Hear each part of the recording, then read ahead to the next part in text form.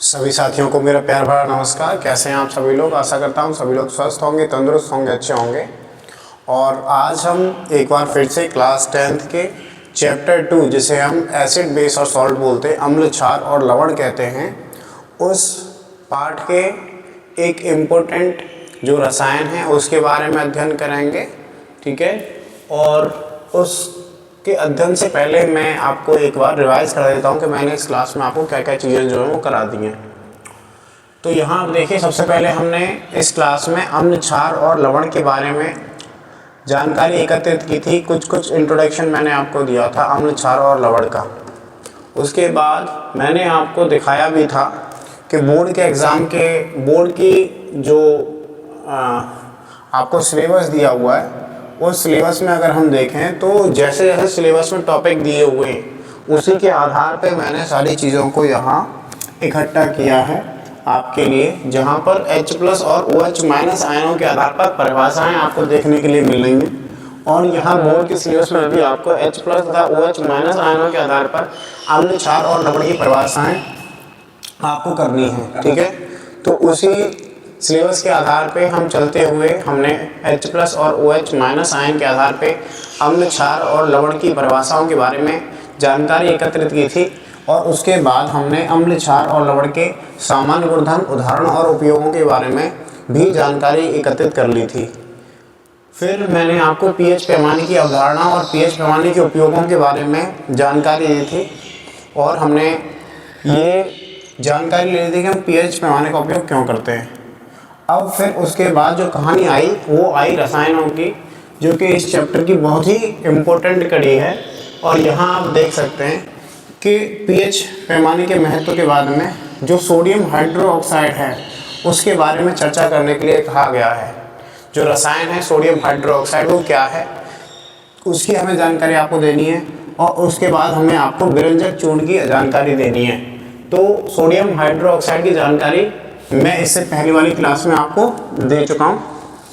ठीक है, और मैंने आपको बताया था कि सोडियम हाइड्रोक्साइड जो कि NaOH सोडियम हाइड्रोक्साइड कहलाता है, उसकी रासायनिक जो गुण हैं उनके बारे में मैंने बता दिया था कि इसकी जो गंध होती है वो गंधहीन होता है, जो स्वाद में कड़वा होता है। और मैंने आपको बताया था कि कभी भी हमें जो NaOH का सॉल्यूशन है उसके अंदर पानी को नहीं डालना चाहिए। हमें हमेशा पानी को धीरे धीरे करके NaOH के सॉल्यूशन में डालना चाहिए। ठीक है, ये मैंने आपको बता दिया था। और फिर आज हम पढ़ने वाले हैं विरंजक चूर्ण के बारे में, जिसे हम बोलेंगे ब्लीचिंग पाउडर। तो ब्लीचिंग पाउडर का अगर हम परिचय की बात करें कि ब्लीचिंग पाउडर जो है वो होता क्या है, हम सभी के घरों में ये जो रसायन है वो यूज़ होता है, सभी घरों में इसकी उपस्थिति होती है। अगर हम चर्चा करें कि क्या होता है ये, तो विरंजक चूर्ण एक सस्ता, प्रभावी और व्यापक रूप से उपयोग किए जाने वाला रसायन है। ठीक है ना, जो हमें आसानी से मिल जाता है। अब इसमें क्लोरीन की उपलब्धता होती है। यह एक शक्तिशाली ऑक्सीकारक, कीटाणुनाशक, विरंजक था जो डिओड्राइजिंग जो गुण रखता है, ऐसा एक रसायन होता है। इसका प्रमुख उपयोग जल शुद्धिकरण, रोगाणु नियंत्रण और सफाई में किया जाता है। ठीक है ना, तो ब्लीचिंग जो पाउडर होता है, जैसे आपको पता ही लग रहा है, नाम से मैं ब्लीचिंग बोल रहा हूँ, तो हम इसका जो यूज़ है वो कलर, धब्बे या फिर इस तरीके की चीज़ें कपड़ों से हटाने के लिए भी करते हैं।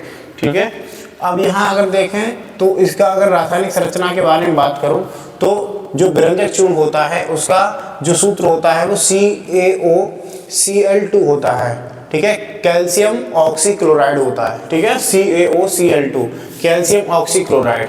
अगर इसमें बात करें तो क्लोरीन की उपलब्धता जो है वो कितनी होती है, क्लोरीन की उपलब्धता इसमें 30% से 35% के बराबर होती है। ठीक है, 30% से 35% के बराबर लगभग क्लोरीन इसके अंदर होता है।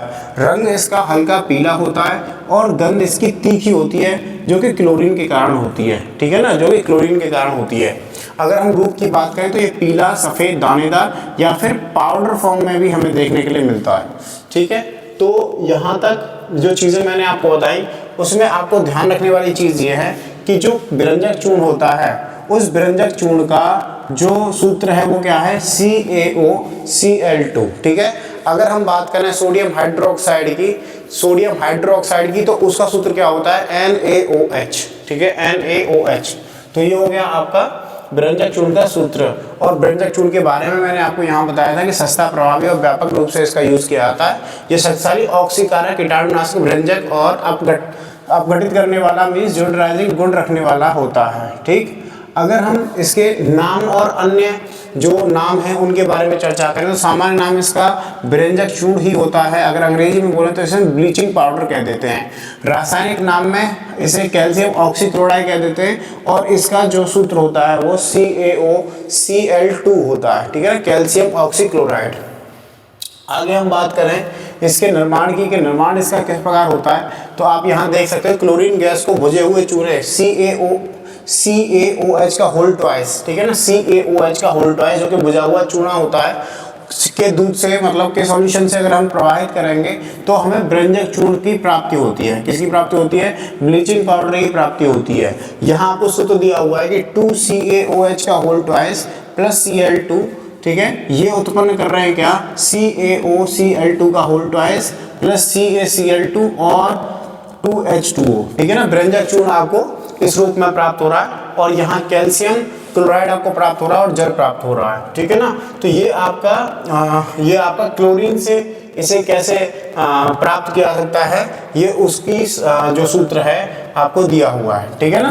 क्लोरीन से हम किस प्रकार से व्यंजक चूर्ण बना सकते हैं। अब कैसे बना सकते हैं मैं एक बार फिर से बता देता हूँ। बुझे हुए चूने के सॉल्यूशन से जब हम क्लोरीन गैस को प्रवाहित करेंगे तो आपको कैल्शियम ऑक्सीक्लोराइड और CaCl2 और जो जल है वो आपको प्राप्त होगा। ठीक, अब देखिए आगे, अगर मुख्य गुणों की बात करें इसके, तो इसका जो गुण होता है वो, इसके अगर कलर की बात करें तो हल्का पीला होता है या फिर सफ़ेद दानेदार पाउडर के रूप में हो सकता है।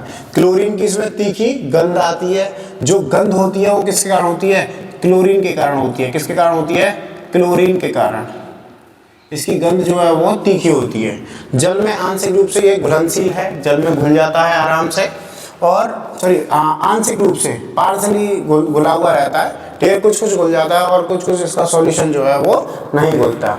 तो नमी, CO2, सूर्य के प्रकाश और गर्मी से धीरे धीरे क्लोरीन निकलती है और शक्तिशाली ऑक्सीकारक, कीटाणुनाशक और व्यंजक के रूप में इसका यूज जो है वो किया जाता है। पानी की शुद्धि के लिए भी इसका यूज किया जाता है और शरीर में होने वाले अपच या फिर शरीर में होने वाली जलन, उसके लिए भी इसका यूज जो है वो हम करते हैं। ठीक, तो ये हो गए इसके मुख्य गुण।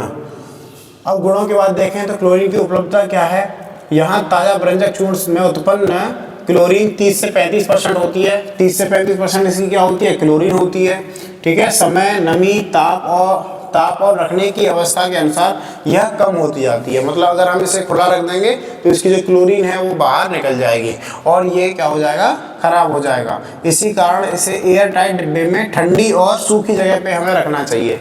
ठीक है, ठंडी सूखी जगह पे हमें इसे रखना चाहिए। एयर टाइट जो कंटेनर होते हैं उसके अंदर रखना चाहिए, जिससे कि इसके अंदर की जो क्लोरीन गैस है वो निकल ना पाए। अगर हम आगे देखें तो ये है इसकी संरचना, किस तरीके से जो संरचना है वो इसकी बनाई जाती है। ये है कैल्शियम, ऑक्सीजन और जो आपकी क्लोरीन है, ठीक है ना, कैल्शियम, ऑक्सीजन और क्लोरीन है वो आपस में इस प्रकार की संरचना से जुड़े रहते हैं। अगर हम देखें इसके महत्वपूर्ण उपयोगों के बारे में, तो उपयोग है सबसे पहले इसका जल शुद्धिकरण में इसका यूज किया जाता है। ठीक है, दूसरा घरेलू उपयोग में इसका शौचालय, नाली, फर्श, बाथरूम आदि की सफाई करने के लिए इसका यूज किया जाता है। कपड़ा उद्योग में कपड़े की सफाई या फिर ब्लीचिंग, सफेदी करने के लिए इसका यूज जो है वो किया जाता है। और इसी के साथ ही अस्पताल और स्वास्थ्य क्षेत्र में जो है वो फर्म उपकरण, कमरे, ऑपरेशन थिएटर आदि को कीटाणुनाशक में इसका यूज जो है वो किया जाता है। तो कीटाणुनाशक के रूप में भी इसका प्रयोग हम करते हैं। और कागज और गूदा मतलब कागज की जो लुगदी होती है उसके उद्योग में भी हम इसका यूज जो है वो करते हैं। साथ ही खाद्य उद्योगों में जैसे फलों, सब्जियों की सतह की कीटाणुनाशन करने में इसके यूज जो की जाती है। साथ ही पशुशालाओं में, मतलब जहाँ पशु वगैरह बनते हैं उसकी सफाई के लिए भी इसका यूज जो है वो किया जाता है। ठीक है, ये जो उपयोग की विधियाँ हैं वो आपके लिए बेनिफिशियल नहीं है। ठीक है, अगर हम क्रिया देखें, जल से क्रिया किस प्रकार से करता है ये, तो जल में व्यंजक चूर्ण घोलकर हाइपोक्लोरस अम्ल बनाता है जो कीटाणुओं को नष्ट कर देता है। अब किस तरीके से बनाता है, जो कैल्शियम ऑक्सीक्लोराइड है वो जल के साथ जब क्रिया करेगा तो आपका कैल्शियम हाइड्रोक्साइड बनाएगा और साथ ही 2HOCl जो कि हाइपोक्लोरस अम्ल होता है उसे बनाएगा, ठीक है ना। और यही जो हाइपोक्लोरस अम्ल होता है वो H+ आयन और OCl नेगेटिव आयन में टूट जाता है, जहां HOCl जो है वो प्रमुख रूप से एक कीटाणुनाशक के रूप में कार्य करता है, ठीक। अब अगर हम इसके भंडारण की बात करेंगे, इसे जो भंडारण है वो इसका किस प्रकार से किया जाता है, तो हम इसे एयर टाइट डिब्बे में रख सकते हैं जिससे कि इसके अंदर की जो क्लोरीन गैस है वो बाहर ना निकल पाए। ठंडी, सूखी और छायादार सतह पे हमें रखना चाहिए और साथ ही जो नमी है CO2 धूप या फिर गर्मी से इसे बचा कर रखना चाहिए। धातु के बर्तन में इसे नहीं रखना चाहिए और बच्चों की पहुंच से इसे दूर रखना चाहिए, ठीक है। तो ये हो गया कैल्शियम ऑक्सीक्लोराइड जो कि ब्लीचिंग पाउडर होता है, उसके बारे में मैंने आपको जानकारी दी है, जिसमें उसके बारे में परिचय मैंने आपको बताया, उसकी रासायनिक संरचना के बारे में, साथ ही जो नाम है उसके बारे में जानकारी दी, निर्माण किस प्रकार से होता है। जब हम जो कैल्शियम हाइड्रोक्साइड है उसका जो क्रिया है वो क्लोरीन गैस के साथ कराते हैं तो फिर हमें क्या प्राप्त होता है, व्यंजक चूर्ण प्राप्त होता है, कैल्शियम ऑक्सीक्लोराइड जो है वो प्राप्त होता है, ठीक है। अगर हम आगे बढ़े तो यहाँ हमें कुछ सावधानियां भी देखने को मिलती हैं कि अगर हम इसका यूज़ कर रहे हैं तो हमें क्या क्या सावधानियां जो है वो रखनी चाहिए। सबसे पहले त्वचा और आंखों के संपर्क में आने से बचाना चाहिए। दूसरा, उपयोग करते समय दस्ताने, मास्क और सुरक्षा जो चश्मा है वो पहनना चाहिए। अन्य अम्लों जैसे HCl, टॉयलेट क्लीनर आदि के साथ मिलाने से जहरीली गैस क्लोरीन गैस निकलती है, तो इस प्रकार के जो रसायन हैं उनके साथ इसे नहीं मिलाना चाहिए। अधिक मात्रा में उपयोग नहीं करना चाहिए। उपयोग के बाद हाथ पैर साबुन से धोने चाहिए और बच्चों और पशुओं की जो पहुंच है उससे इसे दूर रखना चाहिए जिससे कि कोई जनहानि न होने पाए। अगर हम लाभ की बात करें तो ये एक सस्ता और आसानी से उपलब्ध होने वाला रसायन होता है, साथ ही शक्तिशाली कीटाणुनाशक होता है। जल के शुद्धिकरण में इसका अत्यंत प्रभावी रूप से प्रयोग किया जाता है। व्यापक उपयोग इसका घरेलू, औद्योगिक और व्यावसायिक रूप में किया जाता है। साथ ही संघनित करने में सरल, सही परिस्थितियों में जो है वो अगर हम संघनित कर देंगे इसे तो ये काफ़ी समय के लिए चल जाता है, ठीक है ना। अगर हानियों की बात करें तो हानियों में वही आगे नमी, गर्मी व प्रकाश से क्लोरीन की जो शक्ति है वो घटती है, इसलिए हमें इसे हमेशा एयर टाइट कंटेनर के अंदर बंद करके रखना चाहिए। साथ ही त्वचा, आँखों और श्वसन तंत्र में जलन कर सकता है। अधिक मात्रा में उपयोग करने से रंगीन कपड़े, वस्तुएं खराब हो सकती हैं। अम्ल के साथ मिलाने पर यह जहरीली गैस जिसे हम क्लोरीन गैस बोलते हैं वो निकालता है। और साथ ही पर्यावरण में अधिक मात्रा में अगर हम इसका उपयोग करेंगे तो कहीं ना कहीं ये जलीय जीवों के लिए बहुत ही घातक सिद्ध होगा, ठीक है। अगर हम यहाँ देखें पर्यावरण में प्रभाव तो उचित मात्रा में उपयोग सुरक्षित है, परंतु अधिक मात्रा में क्लोरीन युक्त अपशिष्ट जल जीवों के लिए हानिकारक हो सकता है, ठीक है ना। इसलिए इस अपशिष्ट का निस्तारण जो है वो सावधानी पूर्वक हमें करना चाहिए।